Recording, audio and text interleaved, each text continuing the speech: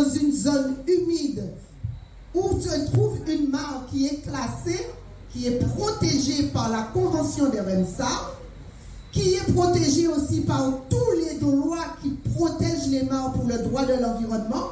Pourquoi cette mare-là se trouve aujourd'hui avec sa berge découpée en plusieurs parcelles où il y a déjà une construction qui est finie et une autre construction qui est en cours, le terrain, comment on appelle ça, le carré, pas le carré sol, le terrassement vient d'être fini, d'être fait la semaine, en fin de semaine qui vient de passer, et on ne comprend pas.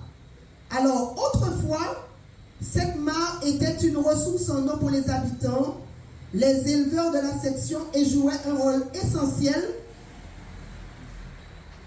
Dans le temps, elle a permis de faire face à la sécheresse et d'alimenter les foyers. Aujourd'hui, bon, elle est vouée au bétail, à l'irrigation, et elle est comme un abreuvoir ou réserve d'eau marabouée.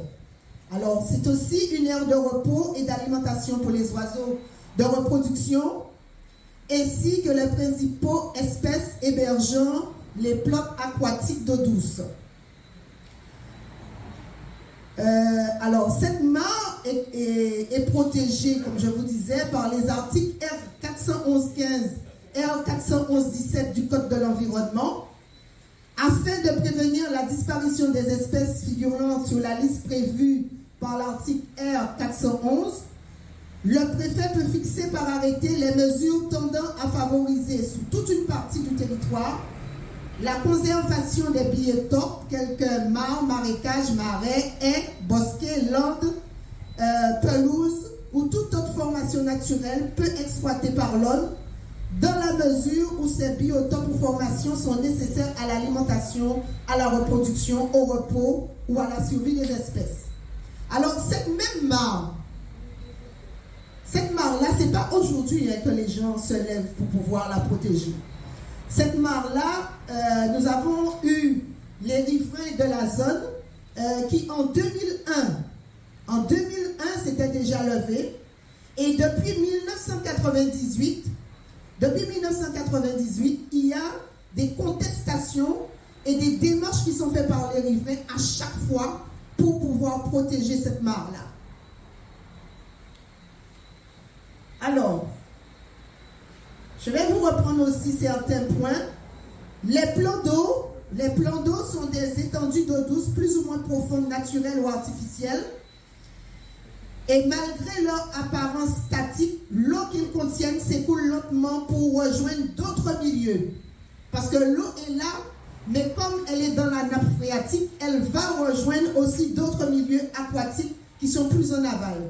Et ces écosystèmes, dits lacustres, sont présents sur ce territoire-là. Et cette mare-là fait partie des mares qui sont dits lacustres.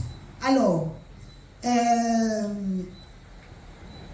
on a aussi les procédures sur la loi sur l'eau qui permettent de favoriser la prise en compte des enjeux en eau par des projets susceptibles d'avoir un impact notable, direct ou indirect, sur l'eau, sur le milieu aquatique.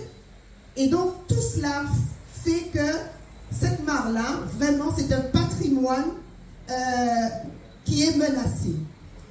Et aujourd'hui, on ne peut pas rester silencieux, on ne peut pas rester inactif, on ne peut pas rester insensible.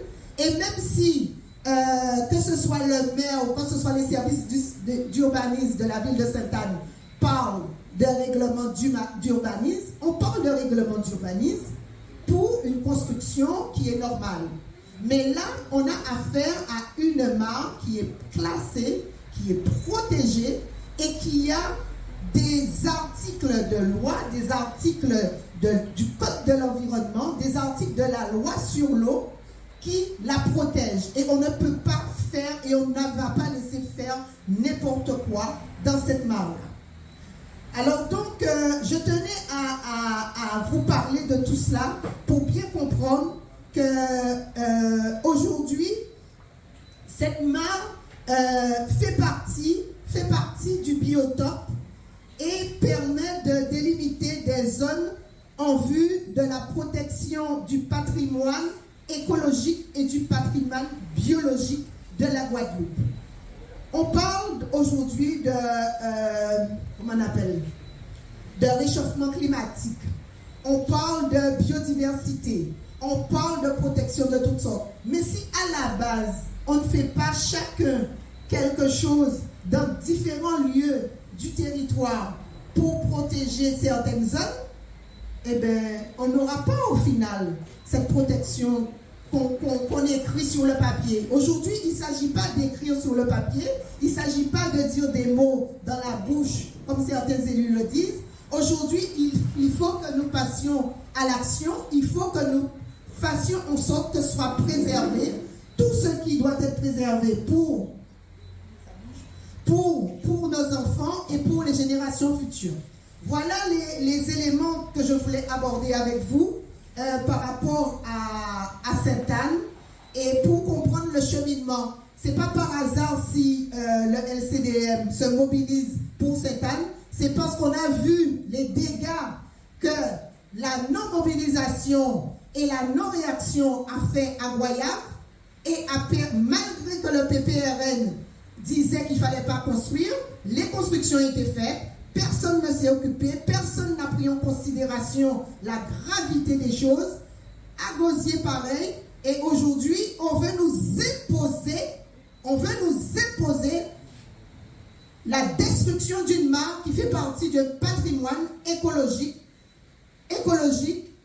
économique aussi, parce que si aujourd'hui nous faisons en sorte à mettre en valeur la mare, parce qu'aujourd'hui ce n'est pas simplement la protéger, il y a aussi des dotations qui sont financées à 100% pour permettre les aménagements autour des mares et la mise en valeur des mares. Donc qui dit ça dit qu'il y aura des embauches ou des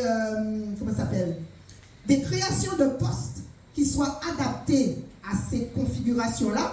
Donc, au niveau économique, ça aura aussi un enjeu économique. Et ensuite, c'est à nous, quand on les aura mis en valeur, de faire en sorte à ce que les gens aillent les visiter, aillent profiter de leurs frais, etc. Regardez comment il fait chaud tous ces jours-ci. Comment il fait chaud. Si nous arrivons à avoir plusieurs sites comme ça, on a des réserves de fraîcheur, eh bien, ce sera tout bon pour nous. L'après-midi, on pourra aller se détendre. Voilà. Alors, donc, voilà l'aspect que je voulais aborder avec vous.